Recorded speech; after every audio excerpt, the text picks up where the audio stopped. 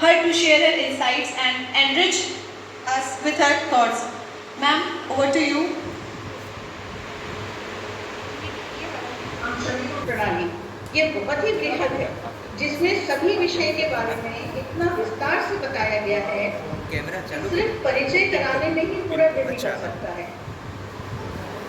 ऐसा नहीं है कि इस तरह का ज्ञान दूसरे देशों में नहीं है। आप उदाहरण ले लीजिए चीन का मेडिकल साइंस, जो पुराना एंशिएंट मेडिकल साइंस है, और कई चीजें बहुत जानी मानी है, पर उन देशों ने अपनी इस परंपरा को अभी तक सम्मान के साथ जीवित रखा है और उसमें उन लोग रिसर्च करते ही जा रहे हैं। हमारे देश में शायद इसी चीज़ की कमी हो गई है। ज्ञान की तो कहीं कमी नहीं है, पर हमको अपने पॉकेट में देखने की कमी हो गई है कि हमारे पास क्या है क्या नहीं है, और शायद NEP में इसीलिए इसको शामिल किया गया है। आज मैं एक बहुत छोटा सा विषय जल प्रबंधन के बारे में बात करूंगी। जल प्रबंधन भी अपने आप में इतना बड़ा विषय है कि जिसको मैं बस छोटा सा पार्ट, आप ऐसे समझिए सिर्फ मैं इंट्रोडक्शन दे रही हूँ। और वैसे कहने को तो ये सब प्राचीन विद्या है, लेकिन आश्चर्य की बात है कि ये प्रणाली आज भी कार्यरत है। इसलिए भले ही पुराने समय में बनी है, पर इनको मैं अर्वाचीन ही मानूंगी। ये किसी भी तरह से प्राचीन नहीं है, अर्वाचीन। मैं कोशिश करती हूँ मेरी स्लाइड्स प्रेजेंट हो।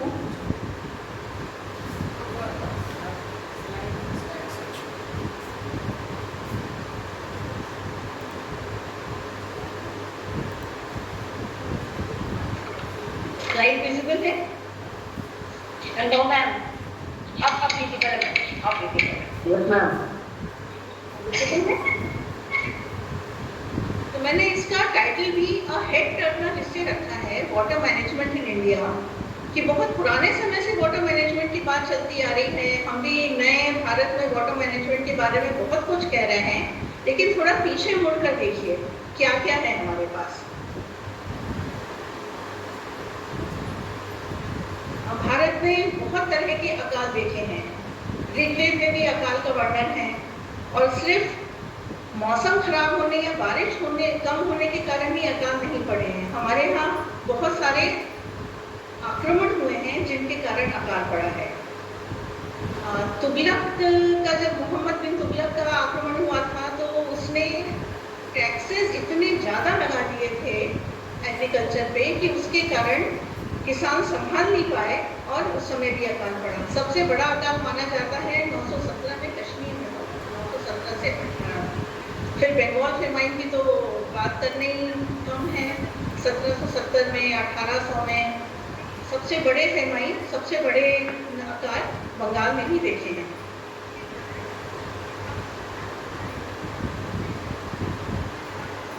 ये उसी समय का एक चित्र है जिसमें कुछ अकाल क्या होता है बोलने और समझाने की बात नहीं है, ये चित्र से सबको समझ में आ रहा है। बंगाल फेमाइन को विदेशी पत्रकारों ने क्यू ऑफ डेथ का नाम दिया था, कि मौत के लिए सब लाइन में लगे हुए हैं। यहाँ पे बात यह है कि अगर ये राजा महाराजाओं का समय होता तो वो लोग कोशिश करते थे कि अकाल है अगर, तो किसी तरह से कुछ निर्माण कार्य किया जाए, कुछ किया जाए और लोगों की सहायता की जाए। लेकिन ये बंगाल का जो अकाल था, ये अंग्रेजों के समय का था, जिसमें उन्होंने जितना भी फसल हो रही थी, जो भी अनाज हो रहा था, सब बाहर भिजवा दिया, और उनको पैदा करने वालों की ये हालत कर दी थी कि वो क्यू ऑफ डेथ में खड़े थे। पानी तो नेसेसिटी है सभी की, खाली मनुष्य की नहीं। पेड़ पौधे, पूरा पर्यावरण जो है, सभी को, जो सारे जीव जंतु को पानी चाहिए। लेकिन जो पानी अर्थ में है, जो हमारी पृथ्वी में है, उसका सही प्रबंधन करना ये मनुष्य का काम है।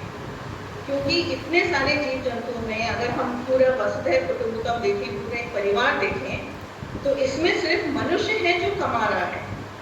और अगर आप कमा रहे हैं तो आपकी जिम्मेदारी है पूरे परिवार की देखरेख करना। तो जितना भी पानी है, जितना भी जल है पृथ्वी में, उन सबका सही प्रबंधन करना ये मनुष्य का ही काम है। पानी के बारे में ऋग्वेद में भी काफी कहा गया है कि प्राइमोर्डियल वाटर से जीवन की उत्पत्ति हुई है। फिर टेरेस्ट्रियल और सेलेस्टियल मतलब स्वर्गिक जल के बारे में भी बताया गया है। जल ही ऐसी चीज़ है जो सबको प्यूरिफाई करती है, पवित्र करती है। पानी नदियों से आता है, कैनाल्स में जाता है वगैरह, काफ़ी इसका बताया गया है। छंद योग उपनिषद में कहा गया है कि पानी ही ऐसा है जो सब जगह है, अर्थ में है, एटमॉस्फियर में है, हेवन में, mountain, God, man, animal, bird, सब जगह है और सभी जगह पानी ही है। फिर हम लोग को बताया गया था, मैं जैसे साइंस की स्टूडेंट हूँ तो बचपन से हम लोग को बताया गया कि वाटर साइकिल होती है, वेपर बनता है, वेपर से फिर बादल बनता है, बादल से पानी गिरता है। हम भी समझते थे हाँ ये तो सही बात है, हमको साइंस तो वेस्टर्न ने बताया है, तो उन्होंने ये हमको बताया। अब गलत ये नहीं है कि उन्होंने हमको क्या चीज़ बताया, हमारी गलती यहाँ है कि हमको किसी ने ये नहीं बताया कि शुक्ल यजुर्वेद में पहले से दिया हुआ है, अग्नि बाष्पाम सिजति बाष्पा मेघानंदे नदी मेघना वृष्टि दरति। हमको बताया गया होता तो हम शायद इसको दूसरे ढंग से पढ़ते कि हाँ जो वेस्टर्न वर्ल्ड से हमको नॉलेज मिला है वो भी सही है, लेकिन हमको तो पहले से मालूम है। रेनफॉल को वेदों में पूर्व चित्ती कहा गया है, प्रियर विजडम, मतलब पहले से जो होना ही है ऐसी चीज है। फिर इंडिया का एग्रीकल्चर जो है वो रेन के ऊपर बहुत ज़्यादा डिपेंडेंट है, इसलिए रेन को प्रेडिक्ट करने के लिए बहुत सारे तरीके अपनाए जाते, जैसे नक्षत्र को देखकर, प्लैनेट, स्टार वगैरह को देखकर। बृहद संहिता में इसके बारे में बहुत सारी बातें कही गई हैं, एटमॉस्फेरिक कंडीशन बताया गया है, बादल कैसे बनते हैं, इसके कारण जानवरों का, पशु पक्षियों का बिहेवियर कैसा हो जाता है, इसके बारे में बताया है, और जिससे मालूम पड़ता है कि पानी आने वाला है, बारिश होने वाली है या नहीं। इन सभी चीज़ों को आपस में लिंक किया गया है और फिर रेनफॉल के बारे में बताया गया है। इसी तरह से बहुत सारे बायो इंडिकेटर्स हैं जो कि रेन फॉरकास्टिंग करते हैं, जैसे ड्रैगन फ्लाई, अगर इनका मूवमेंट एक साथ शुरू हो जाए तो ज़रूरी है कि बारिश होने वाली है। कुछ गोट रहती हैं जिनके ईयर फ्लैप होने लगते हैं मॉइस्चर ज़्यादा होने से, अनईजीनेस होता है। कुछ कैटल्स होते हैं जो कि जंप करते हैं जॉय से कि अब बारिश होने वाली है।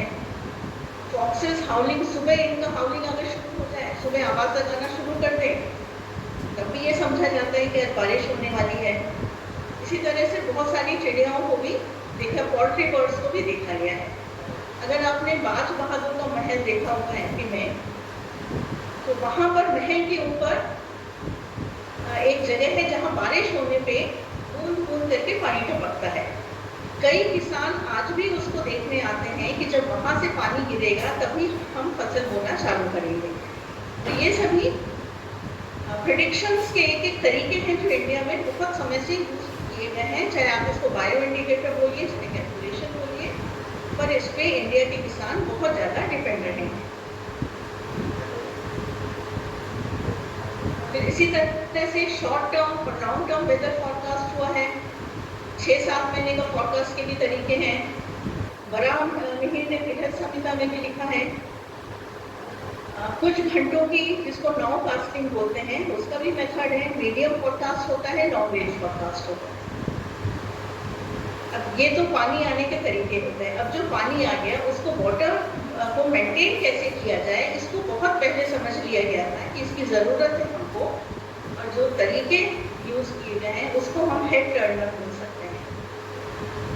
सबसे पहले मैं डिस्कस करूँगी अर्थशास्त्र के बारे में, जिसमें कर, टैक्सेस और फाइन्स के बारे में बताया गया है पानी से संबंधित, जिसमें इरिगेशन में अलग अलग टेक्निक्स बताई गई है कि पानी कैसे आपकी फसल तक लाया जा सकता है।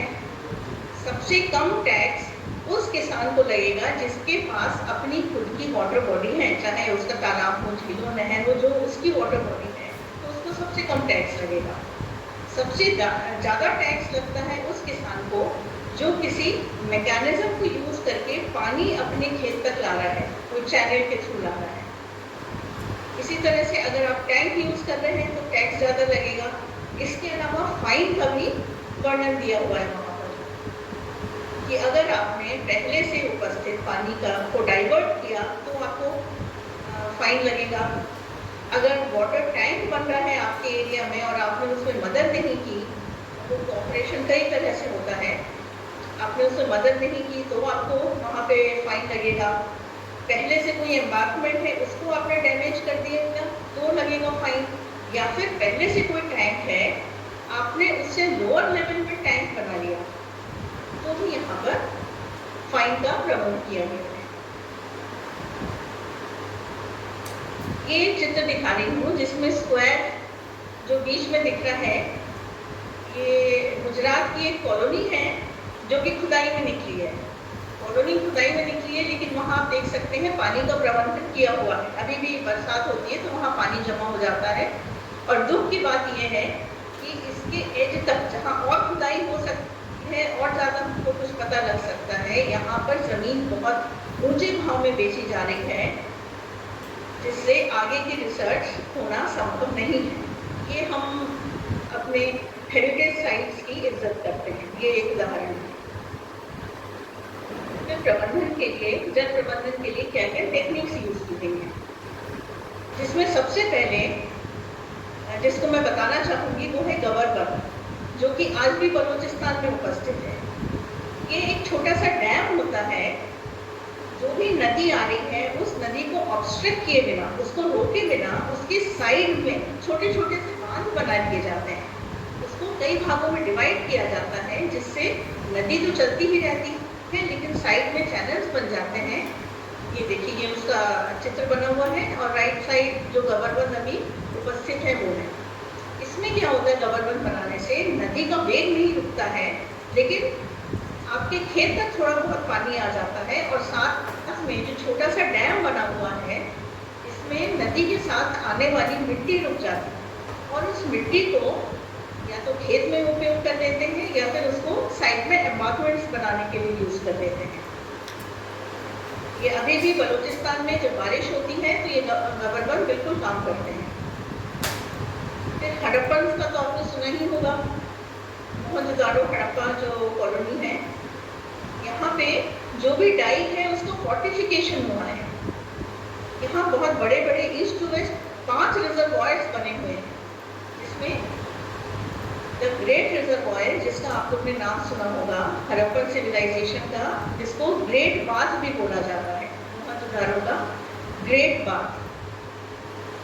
वहाँ मोहनजोदाड़ो में ये बात थी कि जो संभ्रांत लोग थे, जो संपन्न लोग थे, उनके घरों में एक से अधिक टैंक मिले हैं।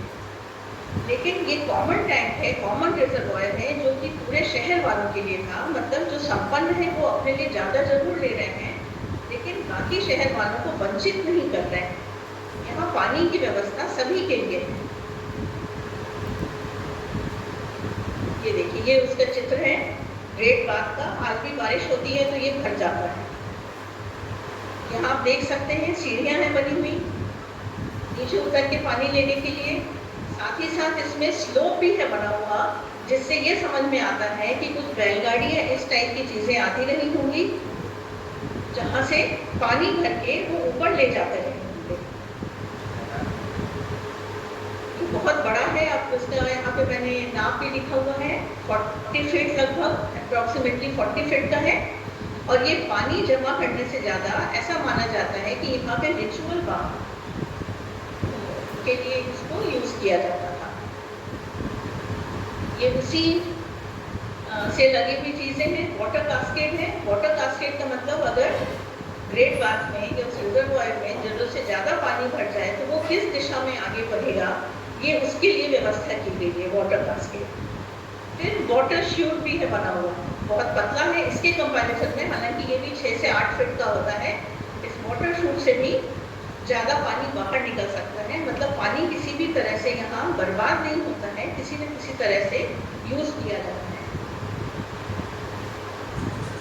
मोहनजोदाड़ो में हमको 2 चीज़ें मिली हैं। एक स्टेप वेल, जिसमें सीढ़ियाँ लगी हुई हैं जिससे आप नीचे जा सकते हैं पानी लेने के लिए। दूसरा है वेल्स, जो साधारण कुएं हम देखते हैं, ये वही चीज़ है, लेकिन फ़र्क ये है कुओं की दीवार 2 मंजिल ऊंची है। मतलब नीचे वाली मंजिल से आपको पानी नहीं खींचना है, पानी खींचने के लिए ऊपर छत पे या दूसरी मंजिल में जो रहता होगा वहाँ से पानी लेने की व्यवस्था है। ये सुरक्षा की दृष्टि से बहुत अच्छी चीज़ है।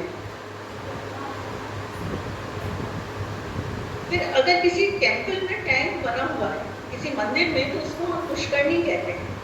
ये पुष्करणी जो होता है ये पानी के लिए रिजर्वायर भी होता है, कई जगह ये कुएं भी होते हैं और कई जगह सिर्फ वाटर हार्वेस्टिंग सिस्टम होता है। ये फिर मोहनजोदड़ो हड़प्पा का ही बताया। जब हम वाटर मैनेजमेंट की बात करते हैं तो वहाँ पर हाइजीन की बात बहुत ज़्यादा ज़रूरी हो जाती है कि पानी को हम यूज़ करेंगे तो वहाँ पर हाइजीन कैसे मेंटेन करेंगे। ये हमको टॉयलेट्स मिले हैं मोहनजोदड़ो हड़प्पा में। ये लेफ्ट साइड आप देख रहे हैं जो ओरिजिनल टॉयलेट मिला है, राइट साइड उसका रिकंस्ट्रक्शन है। हर घर में होता था, हर घर से ये टॉयलेट एक बाहर एक नाली में जुड़ता था जो कि कवर्ड रहती थी और जो शहर के बाहर जाती थी। मतलब एक बहुत अच्छा मैनेजमेंट सिस्टम था, सीवेज सिस्टम था।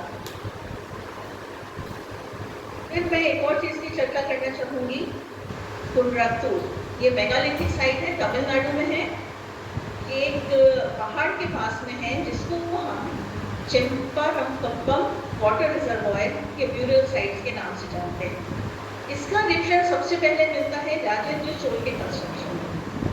राजेंद्र चोला का बहुत ज़्यादा नाम आता है क्योंकि उन्होंने गंगा के पानी को लोगों तक पहुँचाया था। उसको टाइटल मिला था आना बेतुलम, one who constructs irrigation canals. ये देखिए, ये उसी का चित्र है। ये कोने में जो है ये ब्यूरियल साइट्स हैं पुराने समय की, और इसके पास ये बना हुआ वाटर सिस्टम है जो आज भी काम कर रहा है। फिर बहुत सारे हमको इंस्क्रिप्शन मिलते हैं।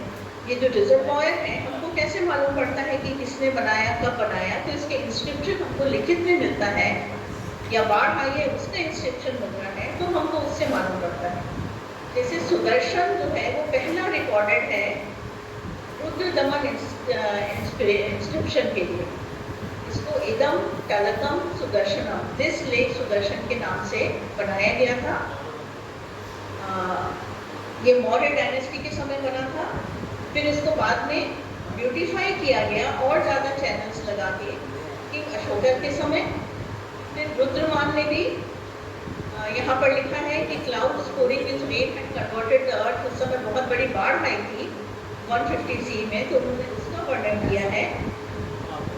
और ये सब इंस्क्रिप्शन हमको, ये देखिए, ये गिरनार के रॉक इंस्क्रिप्शन में ये सब मिलता है। यहाँ सब लिखा हुआ है जिससे ये चीज़ें मालूम पड़ती हैं।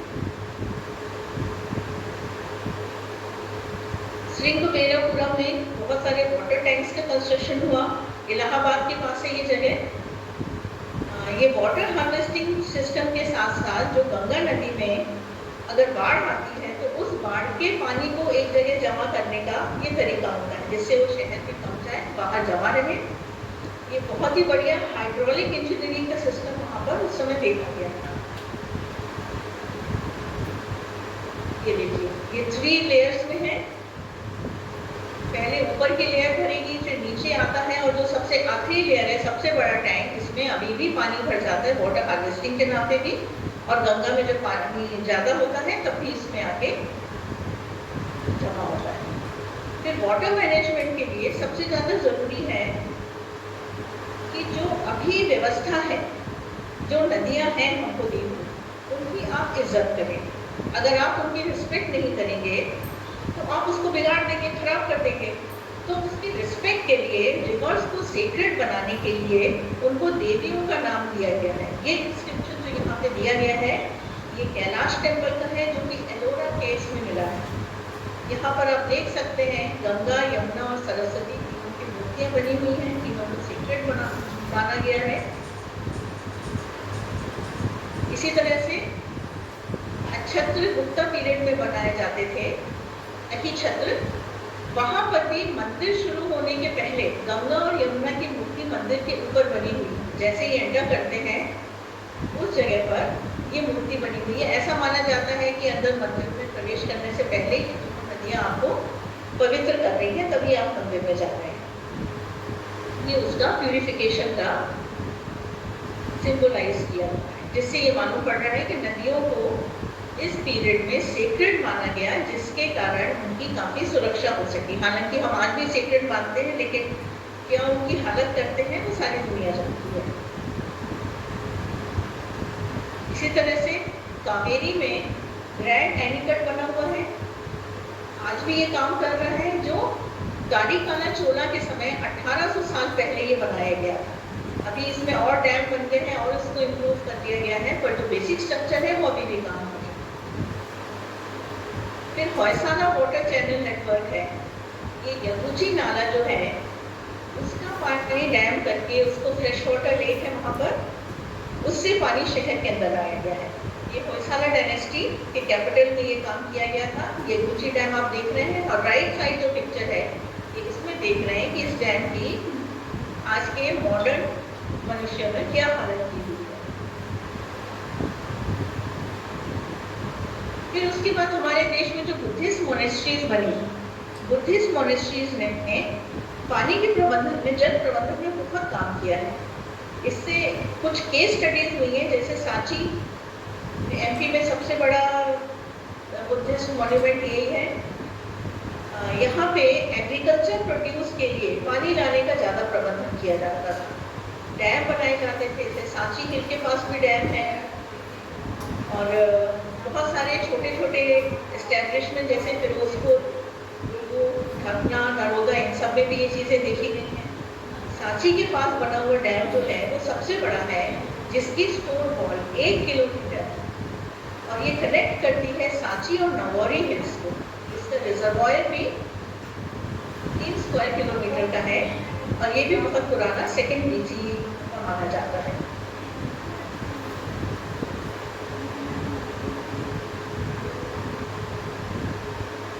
ये जो भी डैम बने हैं भले ही पुराने समय के बने हों, पर इसमें स्पिलवेज भी आपको दिखता है, स्ल्यूज मैकेनिज्म भी है, जिससे पानी का आना और जाना कंट्रोल किया जा सकता है।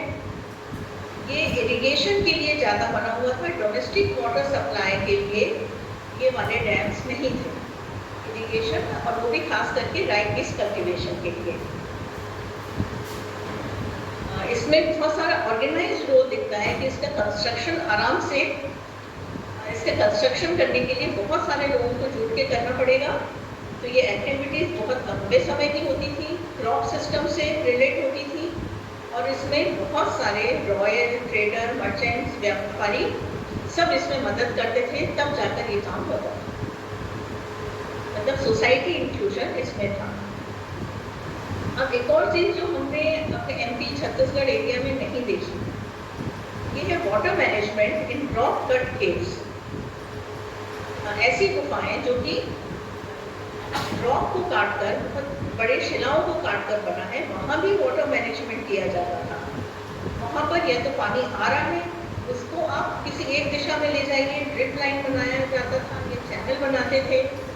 वहाँ पर सिस्टर्न्स भी होते थे बहुत सारे, जैसे एलोरा और एलिफेंटा केव्स उसके एग्जाम्पल हैं, जहाँ पे इतना पानी जमा होता था कि वो पूरे साल भर काम कर सकता है। इसी तरह से पीतल खोरा, इन केव्स में भी बहुत अच्छे से पानी जमा करने का व्यवस्था है। यहाँ पे एक खास बात ये है कि जिस जगह पानी आ रहा है वहाँ पे सेसपूल क्रिएट किया जाता था। सेसपूल बनाने से जो लुढ़कते हुए बोल्डर्स आ रहे हैं या बड़े पत्थर आ रहे हैं, उनको एक जगह ट्रैप करके उनको वाटर सोर्स से अलग कर दिया जाता है। रिजर्वायर बने हैं जैसे भोपाल में, और भोजपुर और बेतवा को कनेक्ट करते हुए रिजर्वायर। स्टेप वेल वो होते हैं जो जिसमें नीचे कुएं तक हम लोग पहुंचते हैं, सीढ़ी बनी हुई रहती है, इसको कई बार बाउली भी बोलते हैं। ये दो तरह के हैं, एक नॉर्थ में अलग सिस्टम है, वेस्ट में अलग सिस्टम। जो नॉर्थ में सिस्टम है वो बहुत सिंपल है, ब्रॉड साइड काफ़ी चौड़ी सीढ़ियाँ हैं उसमें, जो कि सीधे नीचे जाती हैं वाटर लेवल तक, और रेगुलर इंटरवल्स में रहती हैं। इसमें आर्चेज या कॉरिडोर्स भी बने हुए रहते हैं। जो वेस्ट इंडियन वैरायटी है उसको हम वाव बोलते हैं, और ये अपने आर्टिस्टिक और आर्किटेक्चरल वैल्यूज के लिए बहुत जाने जाते हैं। जो सबसे पुराना वाव हमको मिला है वो है कोलीवारा में, हड़प्पन साइड है ये कोलीवारा में है, और जब वाव की ताती है तो रानी की वाव, इसको कोई नहीं भूल सकता। ये कुछ स्टेप वेल्स बताए गए हैं।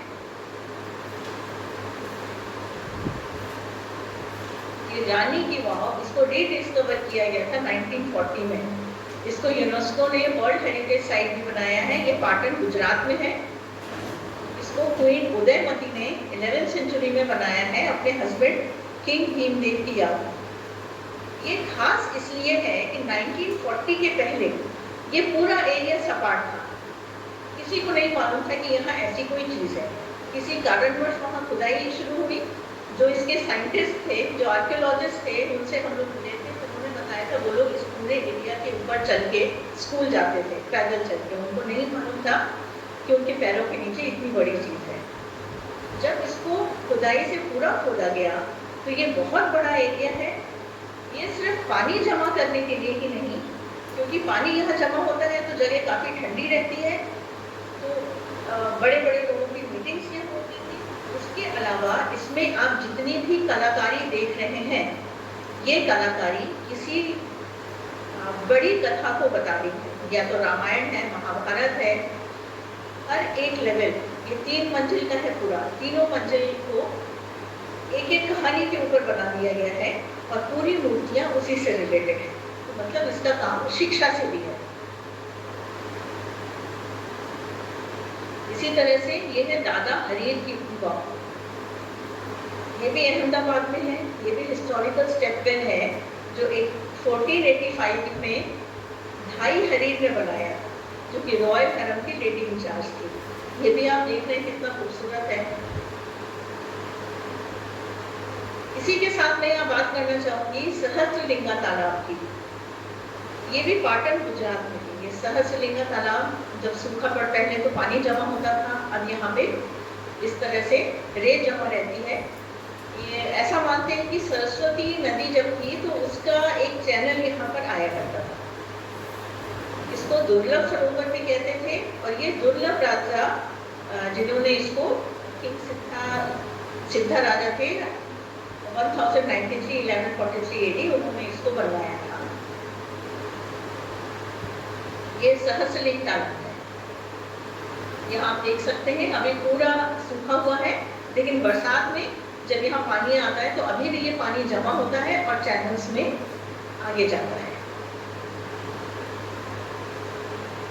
इसी के एंड में गंगा, यमुना और सरस्वती के मंदिर बने हुए हैं, छोटे छोटे श्राइन से बने हुए, जो कि पाटन चैनल का एंड बताता है। ये एंड में ये है, ये पाइपलाइन आप देख रहे हैं, यहाँ से पानी आगे जाता है। इसी तरह से वीरंगम का मनसर लेक, जिसको पहले मानसरोवर कहा जाता था, ये मीनल देवी ने बनाया था, जो सोलंकी डायनेस्टी की है 1090 में। ये भी गुजरात में है। ये जय सिंह सिद्धा राजा की मदर थी, जो चालुक्य डायनेस्टी के थे। और ये वीरंगम में अहमदाबाद डिस्ट्रिक्ट का है तालुका, वहाँ पर ये बना हुआ है। ये मनसर लेक। मनसर लेक में हमेशा ही पानी रहता है, बरसात में और ज़्यादा जमा हो जाता है। यहाँ के मंदिरों में अभी मेरी जानकारी तक तो कोई पूजा नहीं होती थी, पहले होती नहीं होगी, क्योंकि ये शहर के थोड़ा बाहर की तरफ है। तो इसमें ये जो एरिया है, यहाँ पे नगर निगम ने बहुत स्ट्रिक्ट एक्शन लिया है, नहीं तो लोग यहाँ पे लोटा लेके जाने का उन्होंने प्रबंध कर दिया था। नगर निगम के एक्शन के बाद शायद ये बंद हुआ। फिर मेन कोर्ट में यहाँ पे भी टेम्पल टैंक्स हैं, जो कि रेन वाटर कलेक्शन होता है यहाँ पर।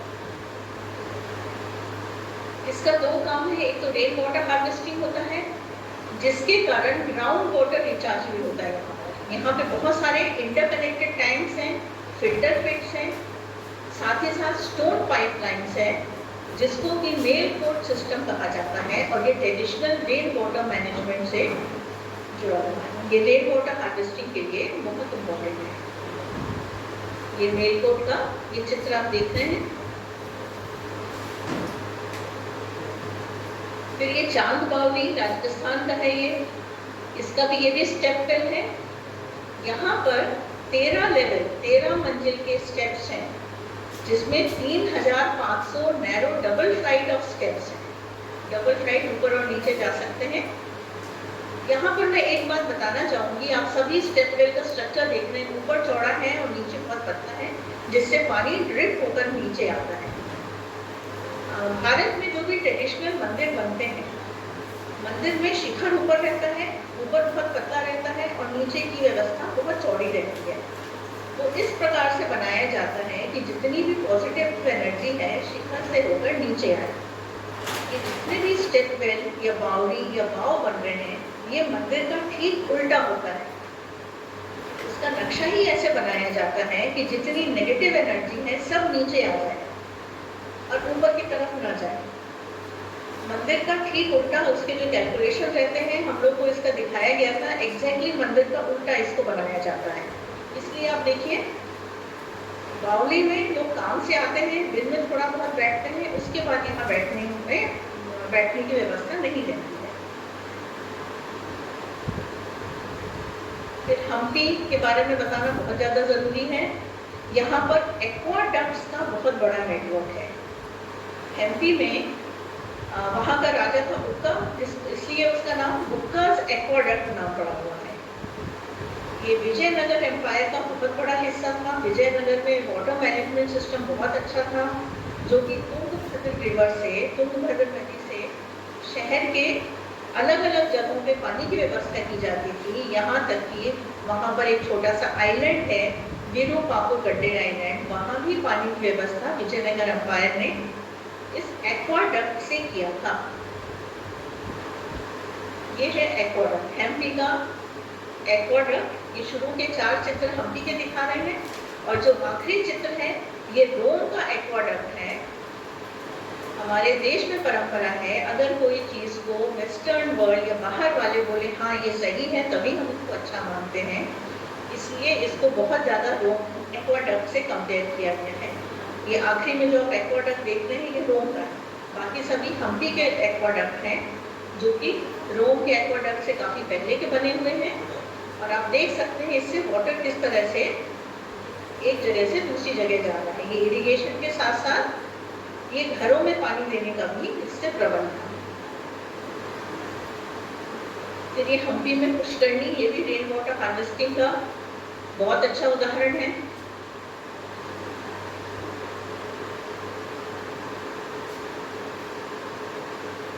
इसी तरह से सिटी में बहुत ज़्यादा इम्प्रूवमेंट होते हैं पानी लाने से। किंग कृष्णदेव राय ने इस तरह का बहुत सारी वैली बनाई और मेरे ख्याल से स्लाइड आगे नहीं बढ़ रही है, ऐसा मुझे लग रहा है।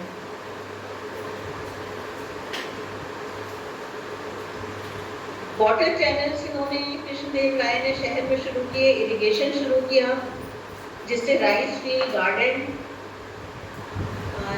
यहाँ तक कि कई जगह पे 9 साल के लिए पानी इरिगेशन के लिए बिल्कुल फ्री दिया गया, क्योंकि उस समय रेवेन्यू पहले ही 20,000 पारदाउस हो गया था। ये पारदाउस शब्द आया है पुर्तगाल से, क्योंकि ये सारी चीज़ें लिखी हैं फर्नांडो न्यूनेस, जो कि एक पुर्तगाली ट्रैवलर था जो हॉर्स की ट्रेडिंग के लिए विजयनगर आता था। उसने ये सब चीज़ें देखकर और लिखी हैं। इससे मालूम पड़ता है कि उस समय पानी का प्रबंधन कितना अच्छा था। फिर ये कृष्णदेव की बनाई हुई कैनल है, जिसको राया कैनल या किंग्स कैनल बोलते हैं, वही कैनल भी इसको बोला जाता है।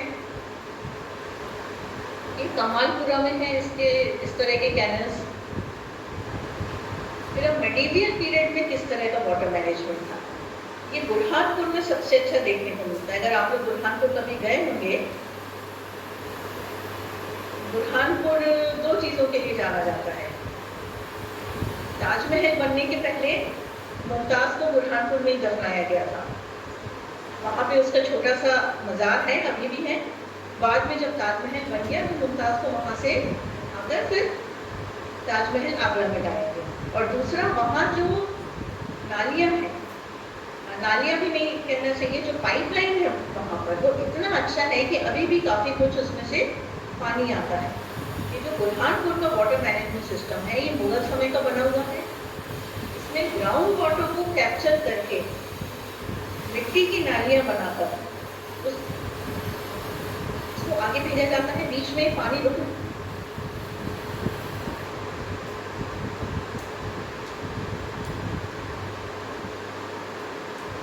वो कुएं जैसा भी काम करता है। इसको जालीकरणी कहते हैं। ये एयर शेफ्ट होने के कारण और मिट्टी की नालियां होने के कारण ये अपने आप में बहुत यूनिक चीज है।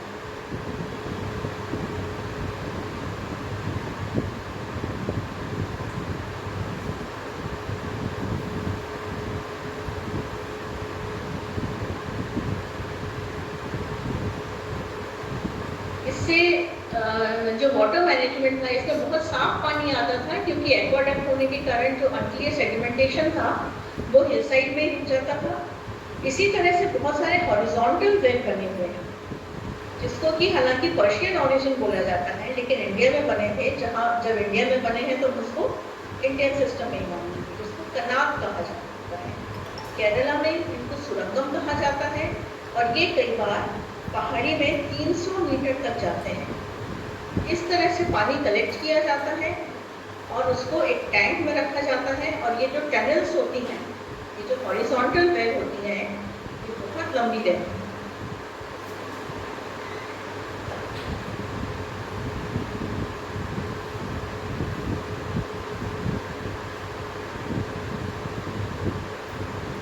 ये देखिए हॉरिजॉन्टल वेल, मेरे ख्याल से ये चित्र दिख रहा होगा आप लोग को, जिसको सुरंगम कहते हैं कन्नड़ा में।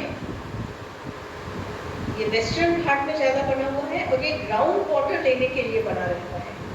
पूरा नीचे जहां तक ग्राउंड वाटर है वहां तक इसको खोदा जाता है।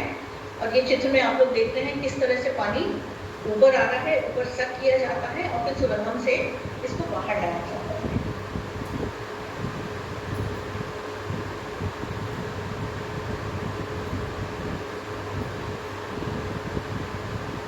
फिर एक दूसरी चीज है जो ध्यान देना चाहिए, वो है नहर ए अंबरी। ये औरंगाबाद में ये वाला वाटर सिस्टम है लगा हुआ, जिसको मलिक अंबर ने बनाया था 17वीं सेंचुरी में, इसलिए इसका नाम है नहर ए अंबरी।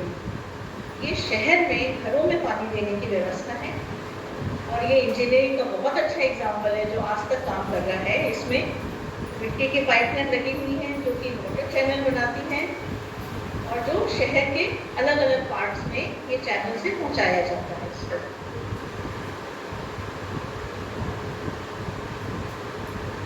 फिर राजस्थान में है खादिन सिस्टम। ये ट्रेडिशनल वाटर हार्वेस्टिंग टेक्निक है जो कि डेजर्ट एरिया में बहुत काम करती है। इसमें मिट्टी के एम्बांकमेंट्स ये बंद बनाए जाते हैं। उस जगह पे जहाँ पे कि लोअर स्लोप पे ये बंद बना के वहाँ पे रेन वाटर जितना भी पानी आ रहा है उसको सोखा जाता है, उसको वहाँ पे रोक दिया जाता है, और ये पानी को भी सैचुरेट करता है, क्रॉप कल्टीवेशन को भी काम करता है, इरिगेशन का काम करता है, और साथ में शहर में भी इससे पानी पहुँचाया जाता है।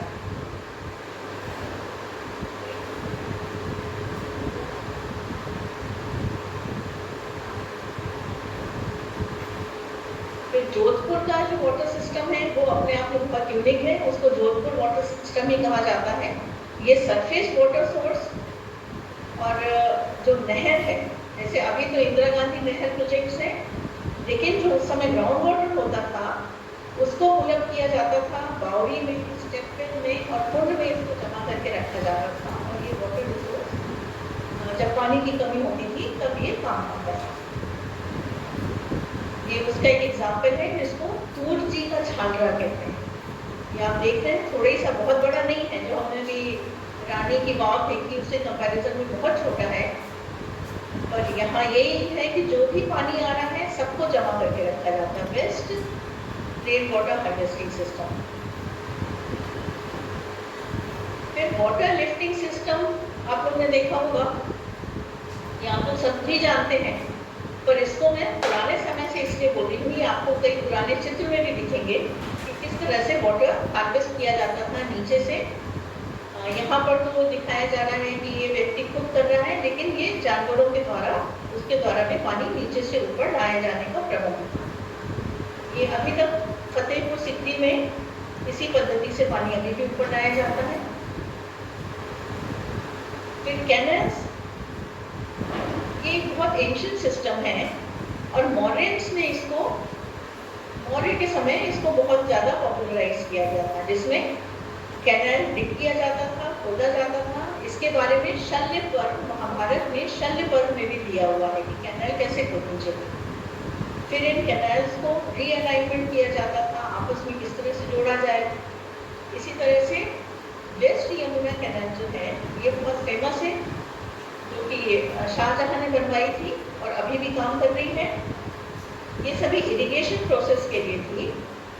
यहाँ पर एक बात देखने की है, उन रिकॉर्ड्स में ये भी लिखा हुआ है कि जो कंस्ट्रक्टर है, जो कॉन्ट्रैक्टर है, जो ये कैनाल बनवा रहा है, उसको खेती के प्रोड्यूस का 10% दिया जाएगा। जिस खेत के लिए भी वो कैनाल बना रहा है उसको खेती का 10% दिया जाएगा।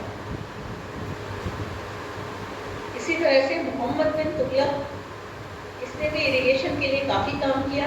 इसने एक वाटर मिनिस्ट्री अलग से बना दी थी, जिसको दीवानी अमीर ही नाम दिया था उन्होंने। फिर कुछ कैनाल्स फिरोज शाह ने बनवाई, सतलज कैनाल उन्होंने बनवाई। मुगल ने बहुत सारी कैनाल्स बनाई, रावी रिवर पे उन्होंने कैनाल्स बनाई। रेड फोर्ट में जो कैनाल बनी है, जहाँ रेड फोर्ट के अंदर पानी सप्लाई किया जाता है, उसको मर्दन खान कैनाल कहा जाता है, क्योंकि वो मर्दन खान ने बनवाई, के नाम से ही जाहिर है। तो इस पूरे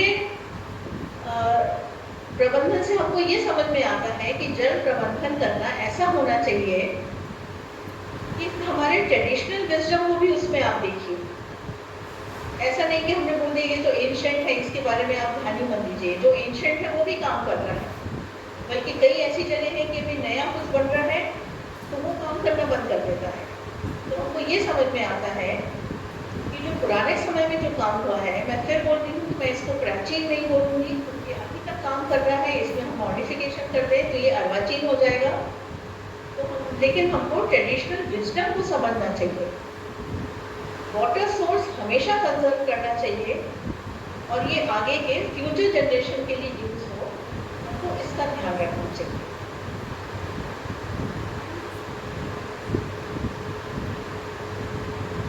अब ये कुछ चित्र मैं आपको दिखाना चाहूँगी। हम लोग की ट्रेनिंग हुई थी तिरुपति में, जिसमें आप देख सकते हैं पूरे इंडिया से लोगों को बुलाया गया था, फैकल्टीज को बुलाया गया था। पहले चित्र में आप देख सकते हैं कि कितनी महिलाओं को ट्रेन किया गया है और दूसरे चित्र में आप देख सकते हैं कितने पुरुष हैं इस फैकल्टी में।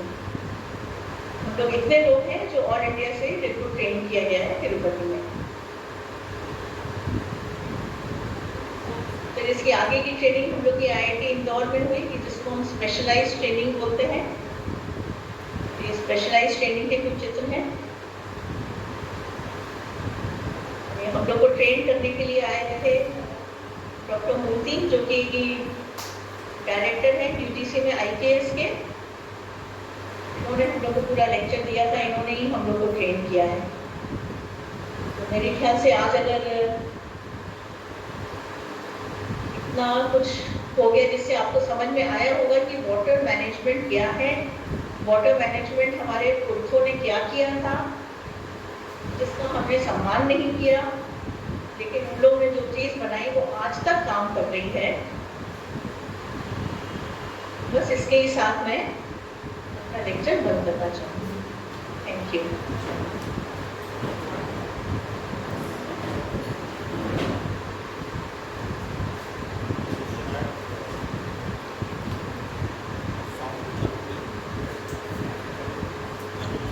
Thank you so much ma'am.